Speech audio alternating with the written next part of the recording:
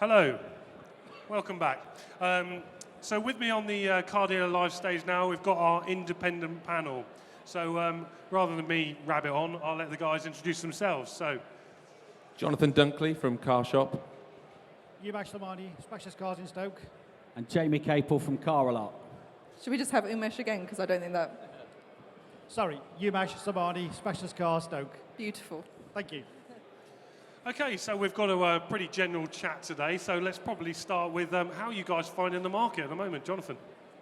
Yeah, I think the year started reasonably well. We were 23% up year on year, so good. Consumer confidence appears high still.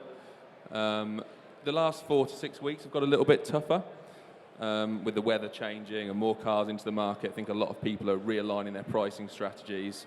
But overall, we're finding it fairly buoyant. It's going to be interesting to see the impact of Brexit.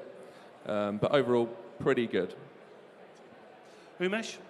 For me, it's been a very, very good start of the year. I've had a very busy 4 months.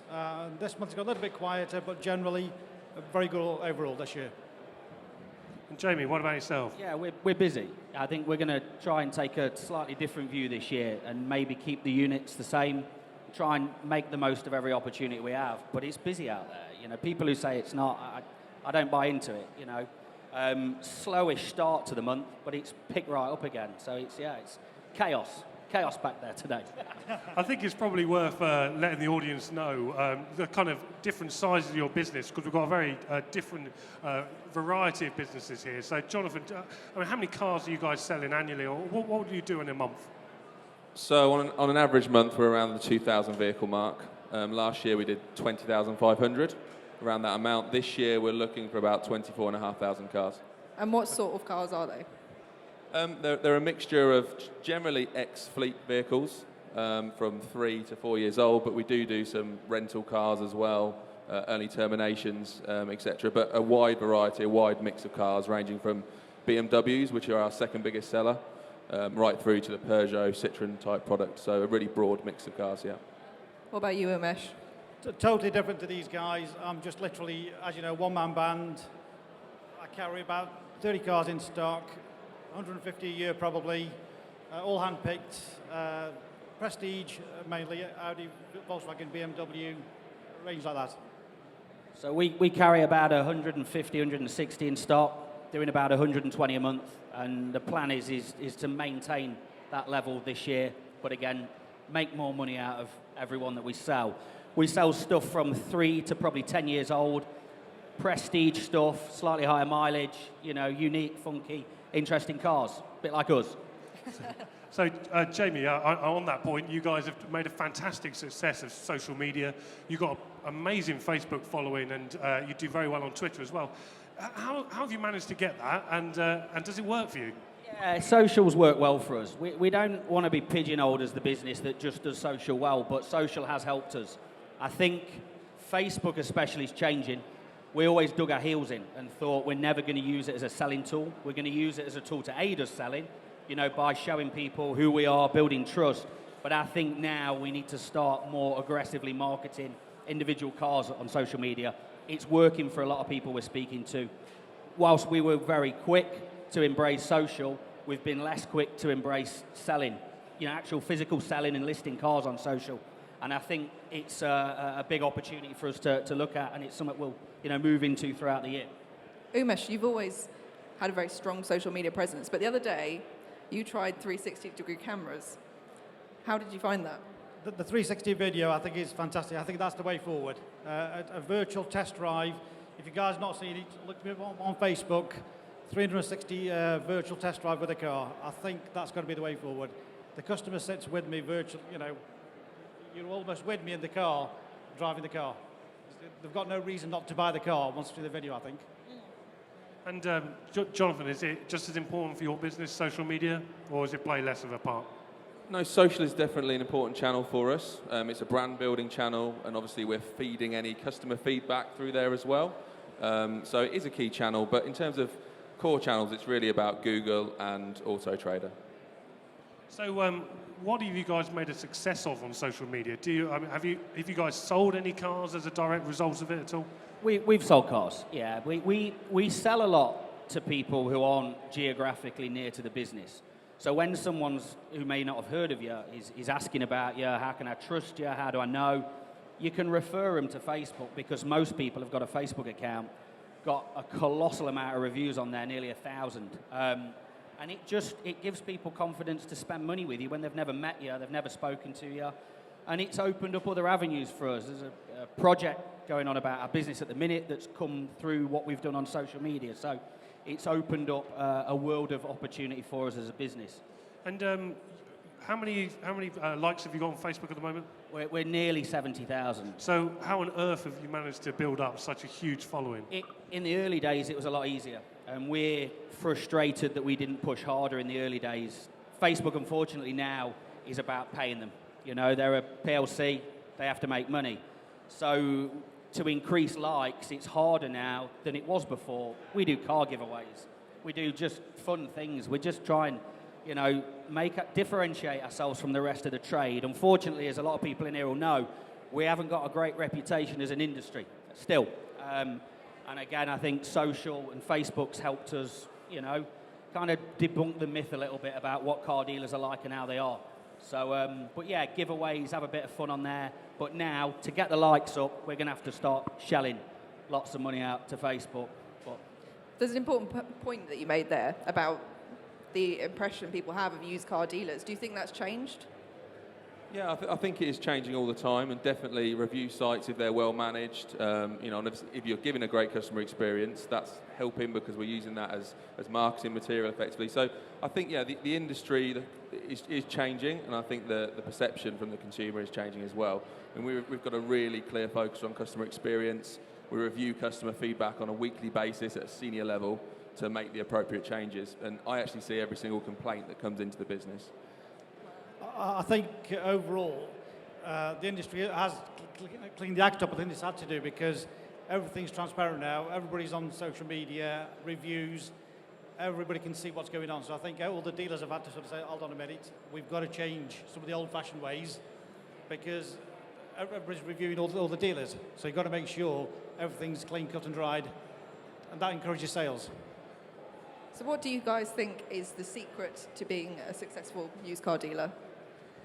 These people, they all want to know. Is there one? Yeah. I think that it starts with the right stock. So acquiring the right stock, pricing it correctly, and then merchandising it correctly as well, with a big focus on data. So we've been through a huge transformation as a business over the last few years to make sure that data is at the core of what we do. So we've now got an idea and a view of our ideal stock by store location, and that's something we didn't have 4 years ago, and that's really helped us to generate increased stock turns. I think a big focus on colleagues as well, colleague development and retention of those colleagues and engagement of those colleagues is huge. And again, listening to the customer. You know, we've got to make sure that we're listening to the customer and constantly evolving and changing the business. I think for me, it's just old-fashioned values. Look after people, treat them the way you want to be treated. Be fair, sell a good product, they come back to you for repeat and recommendations. Simple as that, really, for me. yeah, stock's important, marketing's important, but I think people's the most important thing. It's the people who are talking to the customers every day. If you've got bad people in your organisation, you know, get rid of them. You know, you need good people in there who believe in the morals that you have, and you try and instill it in your team, and if you do, you're always going to do well.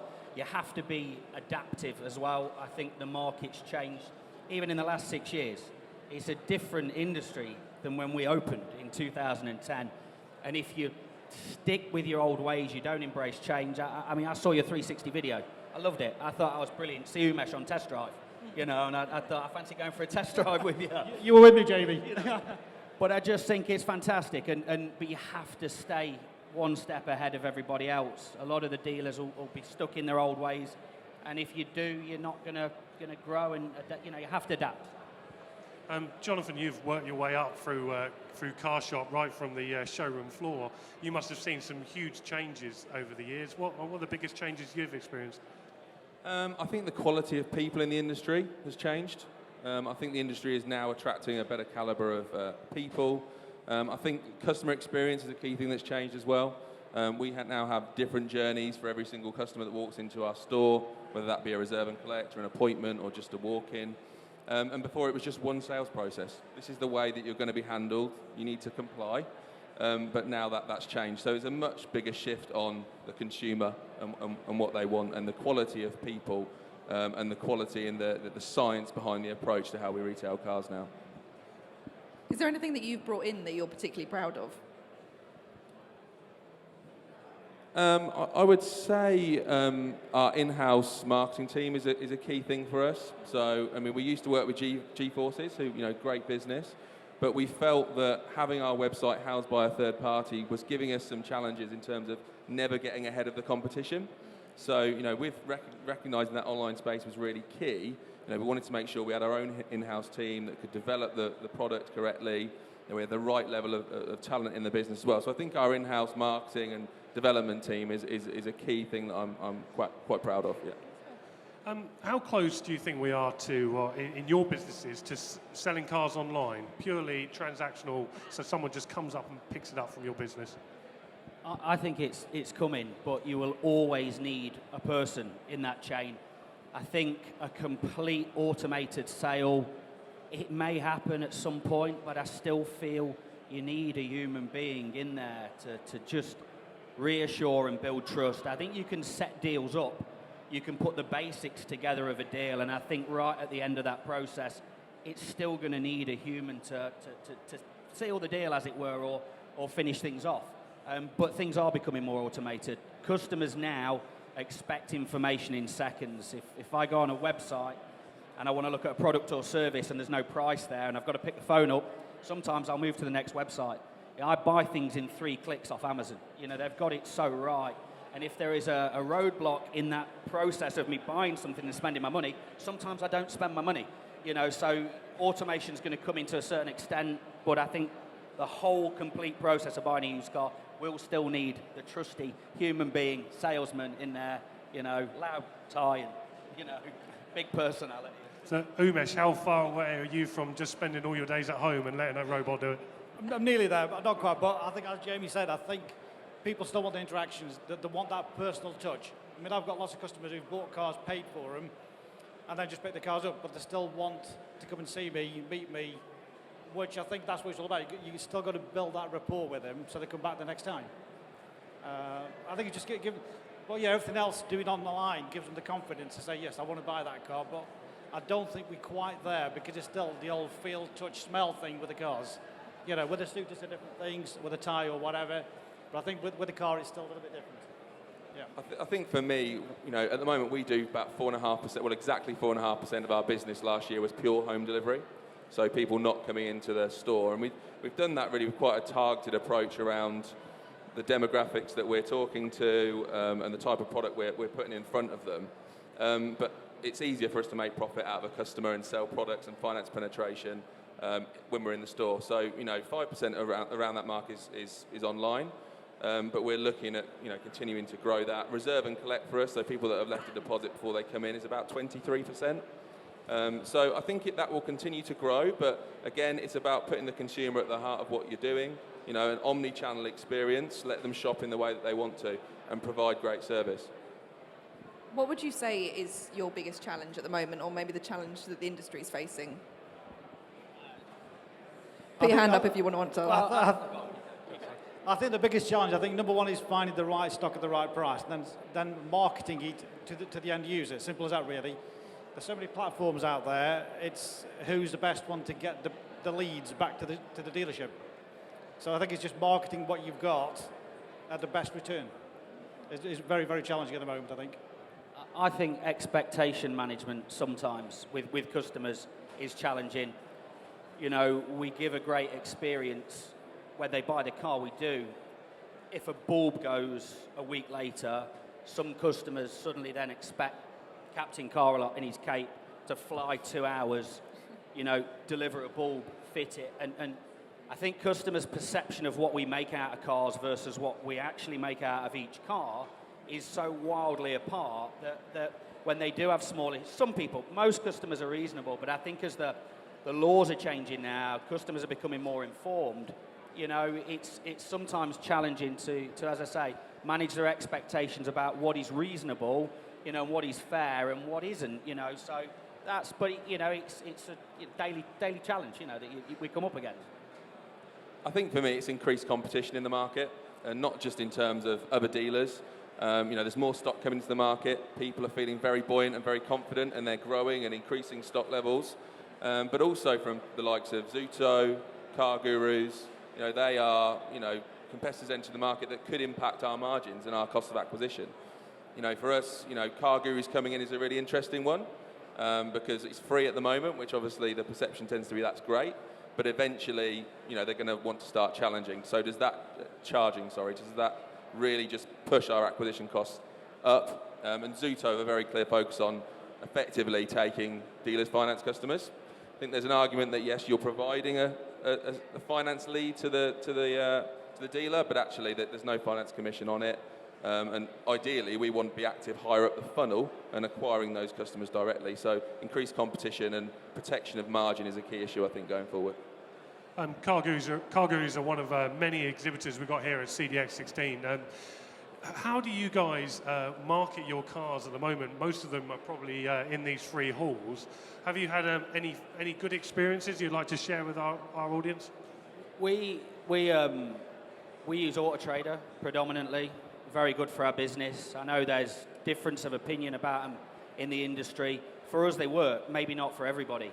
Gumtree, I found. I don't know if they're here or not today, but Gumtree, I'd never used them, never heard of them, and we signed up with them, and they're delivering us a lot of inquiries, more so than eBay, and I think they're owned by eBay. So they're good. Trouble is, it's picking.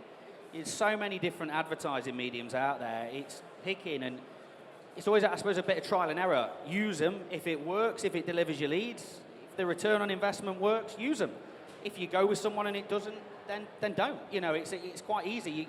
You log where your inquiries come from. You can see what works and what doesn't. So we're kind of everywhere, but we're not using some of these new people. Car Gurus, don't use them. I'll maybe go and have a look at the stand in a bit. Maybe get a free trial. You never know.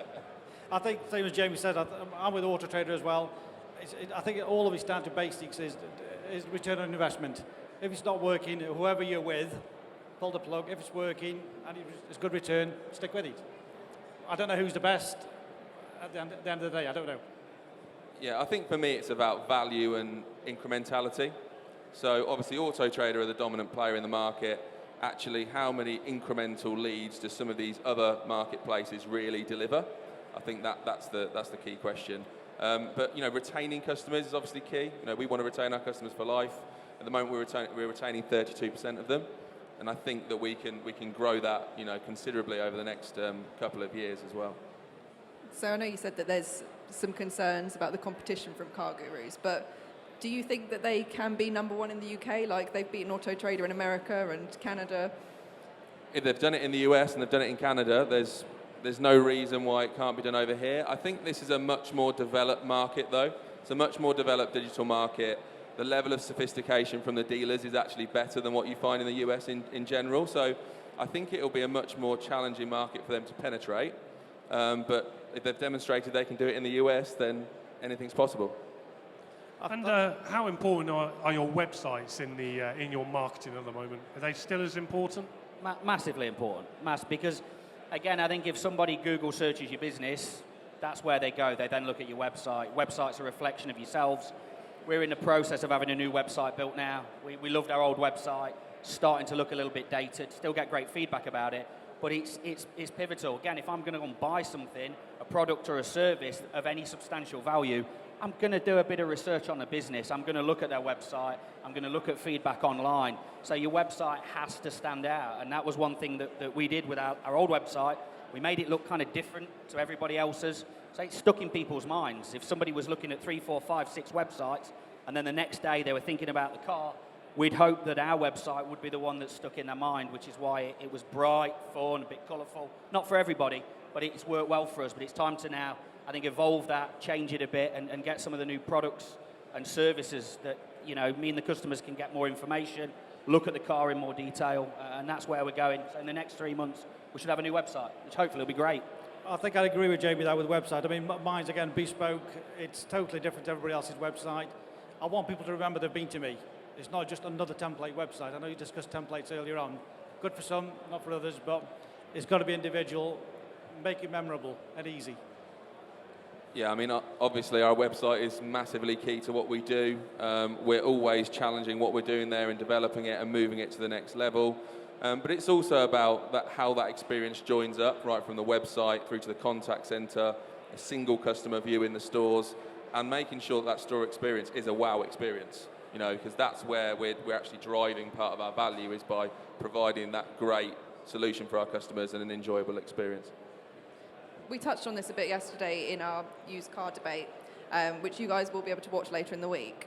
Are you guys concerned about this booming new car market? It seems to be growing exponentially. Is it going to affect your sales, or are you feeling that already? I don't know. We try not to look too far outside our own walls of our business. You know, as long as we're maintaining a sales rate that's good for us, we're not worried. I suppose even if the used car market shrunk, you know, we don't need, I mean, I don't know how many used cars are sold a year, but we don't need to sell all of those. We just need our slice. And as long as we maintain our slice of the used cars that are sold, we'll be happy. I mean, I suggest more new cars on the road means more used cars long term, which is more stock for us to buy and sell, and hopefully at a cheaper price. You know, so it doesn't worry us. Not at this stage. It's not impacting on our business anyway. I think, again, it's down to what marketplace you're in. I mean, I'm not into the very late cars, so it doesn't affect my business that much. But I think people who are into very late, low mileage cars, that PCP deal is definitely affecting that market. Yeah, agreed. The late plate stuff is going to be much more volatile. I think that, you know, the overarching issue for me is how much stock is coming into the marketplace, and at what point does supply outweigh demand. And we're starting to see that now. I mean, we've seen on our basket of cars, Cap Live has moved by 2.2% at mid-month, and that's the biggest adjustment we've seen so far, and that's simply because there's a lot more cars coming into the market, and these PCP returns are starting to happen to us. But for me, you know, the valuations and the book will adjust, and that will flow through to our market. But again, it comes back to margin protection. You know, if we're awash with cars, then that gives us a challenge around margin, and we need to get that little bit better, that little bit more scientific, to make sure that we can retain those margin expectations. I was talking to Mike Hawes, the Chief Executive of SMMT this morning, and he had some very interesting comments about Brexit. He says for the automotive industry, there was a very firm was the argument. But I'm interested to see what you guys think. What do you think about Brexit, and where are you going to be placing your vote? I keep checking the betting odds, because for me that's you know, the bookies are not daft. There's no way we're leaving Europe. It's as simple as that. You know, I think there's arguments for, arguments against. It's never going to happen. You know, check the odds. Sky bet. There's no way we're going to leave Europe. You know, I think there's, you know, a bit of popular, you know, a lot of videos are going on social media at the minute. Let's leave, let's leave. Boris is championing leaving. You know, I think there's a chance he's doing that to get the vote to become Prime Minister, rather than actually think we're going to leave Europe. But I don't know how it would affect. I'm kind of undecided myself at the minute, but I'd put my house on the fact that we will not leave Europe. Absolutely. I think there's a lot of mixed messages out there. I think a lot of scaremongery out there. I personally think we're better off where we are, rather than leaving. Yeah, I mean, I'll be voting to stay in. As a business owner, you want stability, and if we leave Europe, you know, it will create instability. I think in the lead up to the actual vote, we'll see sales drop off slightly, but I'm sure it will bounce back very quickly afterwards. So I'm not really concerned. I think it will all level out in the medium term. With that in mind, what are your predictions for the rest of this year? Your used car business is going to grow more? We're intending to try and not necessarily deliver more cars, but deliver more profit out of the cars that we're selling. You know, there comes a point, our site is only so big, and we found it a little bit last year as we put a daft amount of stock on a site that couldn't cope with it. We were ultimately affecting the experience we were giving customers, and actually our stock turn was dipping, which meant that cars were getting older and our profitability dipped. So we're going to intend to not sell more this year, sell the same, but make more money and give better experiences to the people who are buying. We're an experienced business. It's how we've done well, and that's how we intend to continue going forward. I think, again, hopefully it'll carry on the same growth it's been doing from the start of the year, which is going upwards. If it continues at that rate, I'm going to be over the moon. But as we know, this market, you can have a fantastic first quarter, but the second quarter is total opposite. So I think it's just a matter of concentrating, selling quality product, and just keeping an eye on the margins rather than the volume for me. Yeah, I mean, for us, we're forecasting to grow profits by 3 million. So, we're in a very positive place. The stuff we're doing around stock is good. So we're increasing stock levels and increasing stock turn at the same time, which is obviously where you want to be. And for us, the rest of the year, there'll be a key focus on finance, and what we're doing with our online acquisition strategy to make sure that we are growing finance penetrations. I mean, today, which is kind of aligned with Jamie in terms of making more money out of the cars we do sell, today we're at 52% finance pen, and we need to be growing that to 60% over the next 9 to 12 months. And Umesh, you've already touched on your 360-degree camera. There's a lot of fantastic technology that's being showcased here at CDX. Is there anything that you've implemented over the last few months or the last few years that's really had a big impact on your businesses? I think the biggest thing is my walk-around videos, which I started doing about a couple of years ago, which is literally, I'll do a 360 walk-around, 3.5, 4 minutes, that's all. It doesn't have to be hours on end. Just to showcase the car, exactly what the car is, what the spec is, and customers literally do buy straight from that. It's so easy. I don't know why these two guys aren't doing it, to be honest with you. I know the big volumes of cars you've got, but it gives confidence to the customers. They can see exactly what the car is, no nasty surprise when they arrive. I think it's the way forward, and obviously the 360 is ultimately my next stage, just a few tweaks to sort out. Yeah, I think that, the personalised experience that Umesh gives is fantastic. For us as a volume business, it's probably not that practical. I think on some premium cars we might want to introduce video, but actually we've really just invested heavily in new imaging facilities where, the actual quality of the imaging is fantastic. The key things that people want to do, zoom in on that car, they can do that, flick through, 32 images, individual features, pulling out sat-nav, pulling out the automatic boot close. I think that's the key bit for me. I think video has got a role to play, but it doesn't have to be on every single car. I think it's about high quality images. I think what Umesh does is more about getting better engagement with that customer because it's a more personalised service. It's you in the car, which obviously for us that's not practical on the sort of volumes that we do. But it might be something we need to develop in particular ways on particular types of cars as we move forward. Jamie? Well, we're having a new website developed now, which is going to embrace some of the new technology. So we've not implemented things in the last few months, but we are going to be doing that. 360 walk rounds, more personalised, better finance quotes. I mean, we kind of touched on Zuto earlier. Been great for delivering business to us. We get a ruckload of leads from them, but it affects our own finance pen and costs us finance money, and it's a so we want to be stronger on finance, and the website we're having developed is going to push more heavily towards that, and I think we'll reap the rewards, as we head into the later part of the year. But again, as I say, Zuto have been good for us, same time a little bit bad, but good. You have to admire what they've done. They've disrupted the industry completely, and they're doing a good job at delivering us leads. I think definitely it does go back to the dealers protecting their margin. Auto Trader about to launch finance, search by monthly payment on their website. Increased transparency to the consumer will bring increased challenge around pricing and interest rates. New players into the market, wanting to take a little, bite of our supper. That is going to be the key challenge. So the dealers are going to have to get a lot smarter with how they're, growing their finance penetrations in order to at least hold that income steady, I would say, over the next 12 months. Right, thank you very much, guys. Jamie Caple from Caralot, Umesh Samani from Specialist Cars, and Jonathan Dunkley from CarShop. Thank you very much for your time today. It's been fantastic. Cheers, guys. Thank you. Okay, next up on the live stage is the manufacturer panel at 11:45. We've got Andy Barrett from Ford of Britain, David Baddeley from Volvo Car UK, Lance Bradley from Mitsubishi Motors, Paul Williams from SsangYong, and Tony Whitehorn from Hyundai. And if you want to see the See It Now workshop, Car Keys or CAP HBI, you need to go to your IMC now. Thank you very much. Thank you.